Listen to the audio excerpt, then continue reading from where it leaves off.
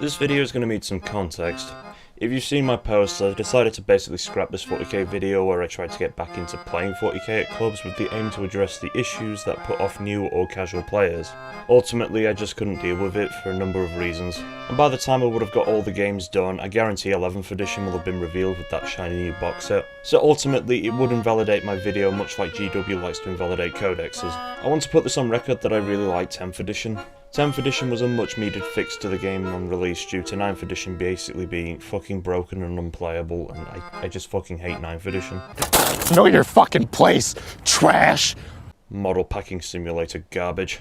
Now unfortunately 10th edition was ultimately the edition that made me step away from clubs over the entire course of it. Layouts suck, rerolls suck, it's meta or die at this point, that's my problems with the game. The tournament pack is a cancer on what would have been the easiest edition to not fuck up, but GW fucked it up by doubling down on the tournament scene. Now I'm going to show you the video I was working on, which was hopefully going to motivate me into going back into doing 40k, like just regularly, but I just couldn't. I don't enjoy it. I've spent a long time working on this video, and to throw it out would be such a waste. I'll follow up the video afterwards as well, so I've got more to say. I just want to show the video, and it hopefully adds context to what I'm going to be saying. If you don't want to watch the video, then you can skip to this point on the screen and where I talk more about the problems with 40k at the moment. Anyway, on with the video.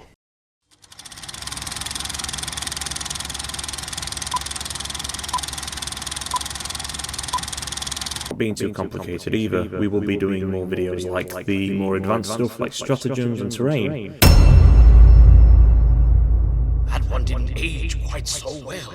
It's no secret that I'd say a good portion of the casual crowd have been put off by the tournament scene slowly taking over the game. I am one of those people, and for a very long time I have had very negative opinions about the competitive focus of 40k. With constant balance changes, codex invalidations, and the rules commentary making things more needlessly complicated than this book of Old World, it's fair to say that 10th edition's attempt to branch the casual to the competitive has been more of a push, especially with clubs using the dreaded layouts. I want to say that competitive gaming in general has always been a turn-off, whether it's on the tabletop or an online experience. At the end of the day, I came to have a game, the fun kind. Now obviously in the months of being exclusively a friends-only 40k player due to the unfortunate ass-kicking my list got, I suddenly had an idea. Basically, while trying to find the answers into why I wasn't enjoying 40k like I used to, it appears that a majority of the complaints always seems to end with the following argument. It's fair and balanced, and it's consistent so you always have a fair chance. In nearly every discussion from Reddit to YouTube, the consensus is pretty clear. But looking at the layouts from an outside perspective is kinda mind-numbing, as the layouts invalidate my love for the game just being a game.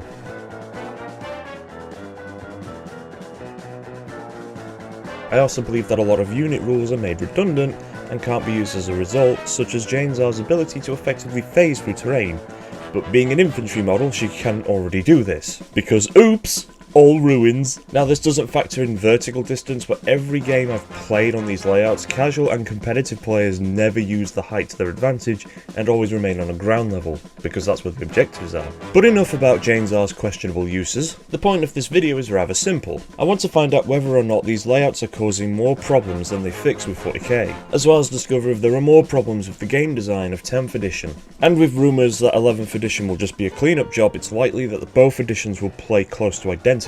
I'll also be pointing out if the games involved were fun, or if they were an extreme imbalance to the point where it makes me want to cry. In order to do this, I've decided to work alongside Dandom Dice Asylum, as I have been on and off with them in the past, and even had a couple games early 2025. Along with that, the group has a variety of players ranging from tournament veterans to casual players fighting on the same field. This makes it the perfect testing ground for this experiment. And as someone who has too many armies, I have the benefit of being able to field test armies with different playstyles. For this experiment, I will be testing 3 different factions to represent the general idea of most factions in the game. So to start with, we have the melee-focused armies, such as the World Eaters and Orcs for example. There's also generalists like Space Marines and Eldari, and then you have ranged armies like the Astra Militarum and Tau. Each faction list will be entirely based on what I think is effective, whether it's based on a casual layout or otherwise. For the purpose of this experiment, I am allowing list changes and will mark down what gets changed each time. However, the detachment will remain the same. The point of the experiment is to see if a casual player like me can change my bias and potentially compete in 40k. So instead of sitting here and crying, I decided to put my foot down and do some field research and find some actual problems. Or solutions. as well as to see if my opinions against the tournament scene are justified or not. I can only really bitch about something for so long that I finally do something about it. I also want to state that 40k doesn't have the other major turning off point that a lot of other competitive games do. Easy, bro, like where are my healers?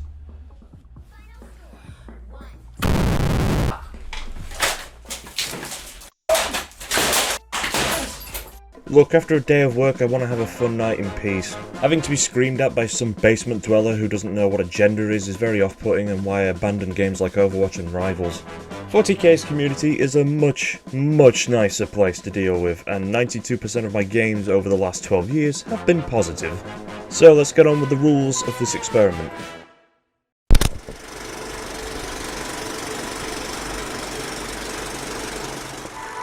To begin, each faction will have a total of 8 games. With a variety of opponents, though not numerous, it's bound that I'll run into the same player multiple times, but given that most clubs usually have a dedicated group, this is pretty typical of a casual player. This also means that there will be 24 games of 40k to help collect research and further my opinions on what could be done in the future of 40k. Damnum Dice also has a home rule in effect, giving players the painted army bonus, regardless if the models are painted or not, so that will also be counted in the score. This means both sides start with 10 points at the start of the game. As stated, list changes are allowed, as casual players will often change units if they feel they aren't pulling their weight, but the detachment will remain the same to ensure that the enhancements and stratagems don't mess with the effectiveness of a list designed with a more casual mindset. While we will be tracking wins and losses, we will also be taking into account the points difference, the fun factor of those games, and whether or not the opponent or myself concede. The point of all this is to engage the fun of the game from a casual's perspective. I'm not going to be able to win every game, no one can. A lot of casual veterans have gone about a myriad of issues trying to play their current armies, and with posts like these, it's really disheartening. But then you have the reasons why 40k adapted this, as the tournament scene more than likely will drop their units and buy new ones at the slightest change of balance. Speaking of balance, it's likely a balance slate will drop midway through the tests, which will impact the lists I have prepared for this experiment. This is to be expected and will be addressed when I play those armies and discuss how the change affected my army, as the constant changes have also been a put-off for the casual enjoyers. Not everyone can game as often as you'd like to believe, so looking at your list to find it's over 100 points because it dominated in a tournament isn't a very good feeling, knowing you have to make changes now. And 40k is not a cheap hobby. Speaking of not cheap, I will also mark down any situation where I've had to build a new unit for my army, just to help compensate where it may have struggled in the game. I have a pile of shame to work through, and lumping that in with any purchases after changes will be combined into one thing. It's likely a majority of 40k players have some excess units lying around, so if I change a unit with something I already own, then I won't be recording it in the same pile as the pile of shame / purchases pile. It will be noted down though. Opponents will also be rated on a scale that they themselves will determine, from casual, diverse and competitive. Hopefully that's self-explanatory. Now for my lists. Each list will be built around the general theme of my choice, with each detachment being chosen to support said choice. In addition, it's likely there's going to be situations where proxy models are in place of the default models, most notably with the general list I've made. For the purposes of this experiment, these will be allowed, as I believe I have prepared my models appropriately to mimic their datasheet. Don't worry, it's not a Pepsi can drop pod and bases with no models, as I genuinely cannot stand these type of proxies. But I also want to point out that kit bashing units is a core part of the modelling process, and I believe that if a unit is kit bashed to a certain degree that it can mimic a unit perfectly without throwing off the opponent, then it should be perfectly legal. It's also what casual players just do, it's just part of the hobby. Like, it's not my fault I keep getting Dark Apostles in these damn Chaos Marine boxes, I need something to do with them. So I made my own Master of Executions. If for whatever reason my opponent turns down a game due to proxies, it will be noted down as a concede and will be recorded appropriately. When I discuss each list, I will highlight if a unit is proxied or not. I will also be keeping units as close to what you see is what you get, WYSIWYG. If a weapon is being proxied, I will say so. Without further ado, here is the first list.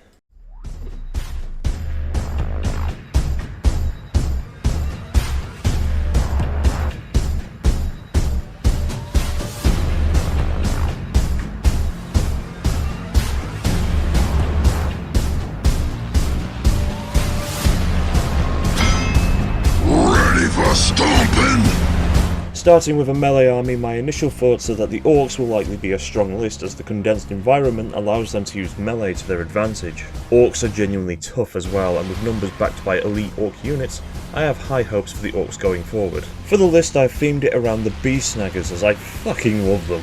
But also because in the index days these were my favourite army to play, and the list I have is nearly identical to what I used to run before the codex. The detachment is Warhorde as it was before, and because it's just a good buff to all my orc units with some stratagems that are definitely Morky. Or possibly Gorky. Even so, the beast snaggers are accompanied by mercenary units such as the flash kits, tank busters and commandos to fill in any of their tactical gaps. Another thing to note is while the army is considered my melee choice, it doesn't have to be strictly melee. Having a ranged unit is perfectly fine and is expected to support the army as it makes its way up the field. Tau have Kroot for this exact reason. You should always aim to do damage whenever possible in 40k, so it's silly not to take range choices. So how does boss warp snaggers mob of beast snaggers fare on the battlefield? To my surprise, it's Votan. To my bigger surprise, it's the 18th top Votan player in the UK. Alan, we are so fucked. Yeah, I'll make this quick, I lost by turn 2. I basically stepped forward and my army was pretty much deleted off the board from like turn 2 to 3. The terrain was forcing my rigs through chokes only to be beamed off by these fucking boxes. But this first encounter basically forced me to adapt my lists. All of them. If I was going to stand a chance fighting this, I had to start fighting on their terms. Unlike my casual games with my mates where the terrain is more open and the lists aren't designed with tournaments in mind, I had to start playing more tactical, in a word. My orc instincts tell me to rush forward and claim objectives, and I got annihilated for it. It also doesn't help that steeljacks are pretty fucking stupidly busted at the moment, but my opponent was crystal clear with the rules and was genuinely a nice guy. Thanks Greg, you're on YouTube now. I've met my fair share of assholes in this hobby, and again, not a single 40k player I've met in my 12 years of playing this game does this. Worst case is they just cry about it. Anyway, rating the fun of the game. It wasn't really fun, if I'm going to be honest. Look, being deleted off the board isn't remotely fun for anyone. I genuinely felt like my list couldn't do fucking anything as stuff kept dying both in my turn and the opponent's turn. Jesus Christ. If I move, I get overwatched by steeljacks. I tried to push my heavy stuff up and it gets beamed off the board by metal boxes and their funny little men. And with the amount of rerolls and modifiers, Toughness 5 doesn't really feel like it matters in this grand scheme of things. So the list changes.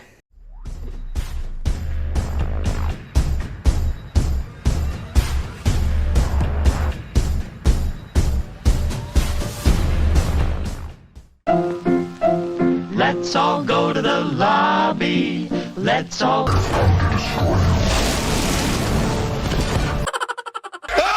So the balance slate came out. It's awful. It's all fucking awful! For the sake of this video, none of the lists I planned were impacted by these changes except the ranged list because I'm completely changing it based on what's been released. But that in itself doesn't have anything to do with the balanced slate, to be fair. But legit, 3 of the armies I've planned left untouched. Points wise, balance changes just not touched. This is a good thing because I like it when my stuff isn't changed and doesn't invalidate my codex. That being said, Eldar is an army I own, and now my codex is invalidated.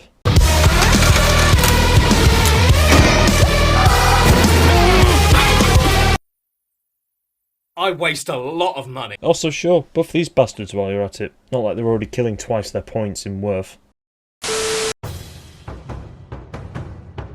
My PTSD from the Votan forced me to adapt a more elite version of my orc list that I had shown previously. We now had Scrapfist Unkillable leading his Warhorde. Yes, I give my epic heroes a unique name to emulate an original character. Fight me, nerd. And he did not waste time getting into this battle. In fact, all the orc units I had pulled their weight, except the commandos, but I'll put that down to bad luck on my end. Now this was a battle indeed, as my orcs were simply keeping the pressure on the salamanders. Many orcs died, but the strongest survived, with a near wipeout against the salamanders. I still made tactical errors, but there isn't much I can say about this game aside from it being the one where I just went back to orc method, run forward and hit things. I threw tactics out and simply decided killing my opponent so he can't take my precious objectives was the only orky way that I would do this. And it actually paid off. But I also want to go over the annoying part of the competitive shit that infests this game. So we were accidentally using the older layouts which have one sightline. Yes, one singular long-range sightline. That's good. In a sea of line sight blocking ruins. Why you boring me? I'm right. Like, there are ways to flank around this and hide? Did no one take that into consideration? Keep in mind there was only one unit on the battlefield that could actually use this sightline for this battle, the repulsor tank, aka the ugliest piece of shit of a model. Overpowered, ugly, and it floats. Ugly! Ugly! Ugly! That being said, my opponent actually had a really nice salamander decorated version with 3D printing to make it fit. So I'll not insult his repulsor, mainly because it died as soon as my squig hogs got to it. But yeah, there was a slight delay because people wanted us to use the up-to-date layouts, and both me and my opponent declined. We were both short-range lists, his was very melters and flamers, and I'm orcs. Shooting isn't really an option for this detachment. Plus, he didn't even use the long-range sightline for his repulsor tank. But also later in the game, I was asked if I was running my big chopper knobs as power claws. Much to his confusion, I wasn't. I simply refused to break the WYSIWYG rule because fuck the meta. Not to mention, the power claw has a hit stat worse than the big chopper. What game am I playing where people just start making things impossible to read what the opponent has? I understand manually breaking limbs off to swap out is not worth the hassle, and 40k is an expensive hobby. But I'm here to run my orcs, not the competitive crap. Yes, I can see why power claws might be considered better, but big choppers still perform moderately well as they get more attacks in and they deal the same damage. Plus, with those choppers I killed 6 blade guard and 3 eradicators. I think they're fine. So why exactly am I complaining about this when it has nothing to do with the game really, and my game was still fun? Because it's little things like this that can easily annoy me with where this game has gone. Because war gear options no longer cost points, it's clear some of the options are better than the others. But I'll talk way more about this later. But yeah, my orcs wanted a redemption and they goddamn delivered. The game was pretty fun too, as we had a tug of war going off for about 3 turns before the Orc Tide eventually broke the Sons of Vulcan. I'd say the same kind of scenario occurred, except against the Necrons this time. I dwarfed this army in numbers, but I was fighting gods this time, so that was the one difference. 2 Satan shards are fucking brutal, but I'm packing some heavy hitters myself as Ghazi got them running, and even faced off against a Necron Overlord. I mean, he did this to him. But at this point I began to see the overall problem the game has. Originally I thought the layouts were the problem, but it's an extension of the actual problem the game has. But I need more games to compare and, you know, come to further conclusions. But yeah, same strategy. I ran forward, took objectives, applied pressure. I'm actually starting to worry that that's all I'm going to be able to do in every single game with the orcs.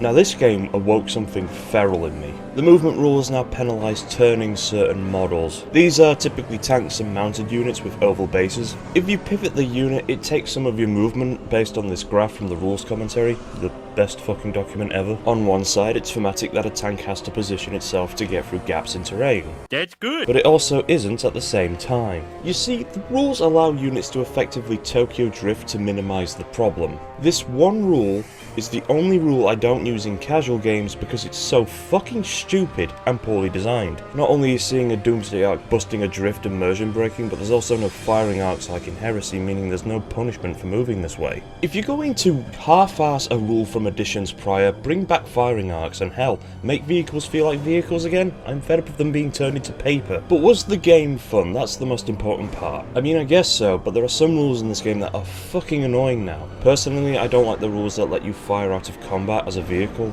I also want fallback to be somewhat reworked next edition, but it might be too early to think that way. I'm going to be making some comparisons to Heresy going forward, because I think some of the rules from that game would be massively beneficial to 40k, but again, this is all really early to say. We're only on game 3, so onwards we go. Connection terminated. After my 4th game, I just couldn't do it anymore. Basically take the Votan game I talked about, but much more brutal. It effectively broke me because Harlequins had rerolls fucking everywhere. The amount of ones my opponent rolled only to have access to all the rerolls was just painful to sit through, and again, toughness doesn't really matter anymore. At that point, I just didn't bother finishing my turn. I just gave in. I couldn't do anything, and I knew once my turn was done, I'm being wiped off the board turn 3. I had another 14 or so games to go, once per week, with 2 other armies to use as well. I just got too overwhelmed and realised I didn't want to play this version of the game.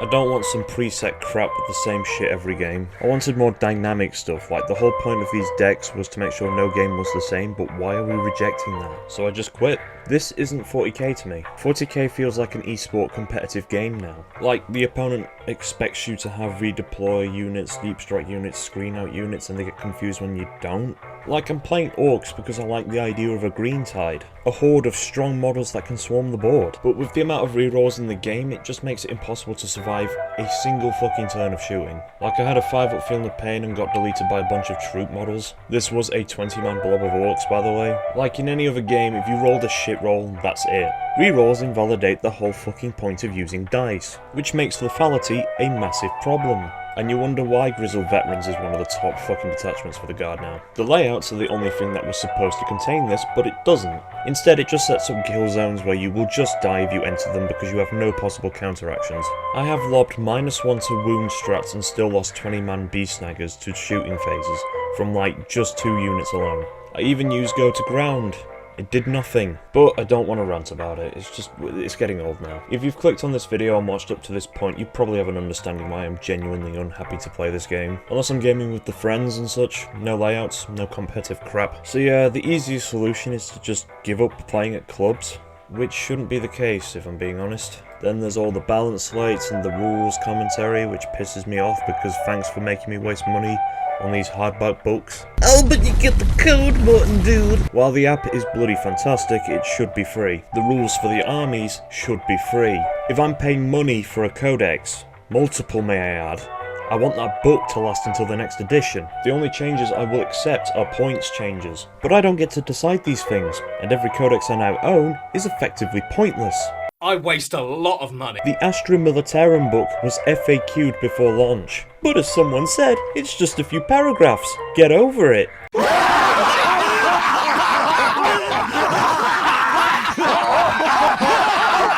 Shut the fuck up! I'm just tired of trying to justify playing a game that no longer feels aimed at being a game. 40k tournaments make money, changing the rules makes money, Captain fucking Titus makes money, Jesus Christ, what were they thinking with his datasheet? I wouldn't care if the game wasn't going back to 9th edition levels of lethality. I almost straight up quit the game in 9th when a pack of 6 Tyranid warriors deleted an Abominant Chaos Knight in 1 turn. All in melee, by the way. And the Votan game I talked about earlier had a similar impact. I originally left Dandom Dice early 2025 after my Tyranids got half my army fucking deleted in 1 turn by Dark Angels. I just can't deal with it anymore.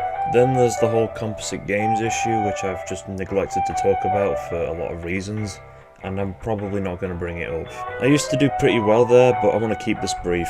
Things were just very unpleasant when I played 40k at the store. I'm only bringing this up because when I was winning games, I'm still not having fun. But honestly, if I'm enjoying the game with my close friends, I think that's probably the best way forward for me. Honestly, for 11th edition going forward, I think the following needs to happen. Rerolls in general need removing. Modifiers are fine, I'm just sick of shit rolls being converted into certain death. Cover in general needs a complete rework. Rules and codexes should be free, especially if you're going to change them before release. And we'll take a page out of Valrek's book. Make 2 separate rule sets. One for casual, another for tournaments. And for the love of God, just add war gear points back. Power Fists are the perfect example of the best choice when it comes to most marine melee weapons, because it has no drawbacks. Because when all is said and done, I still like 10th edition. It's still much easier to get into. The datasheet reworks are a fucking blessing to work with. The cleanup on stratagems and detachments makes armies infinitely more customizable, except streamlined war gear, fuck combi weapons. But then again,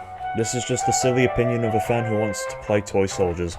Maybe when 11th edition comes, I'll talk about it.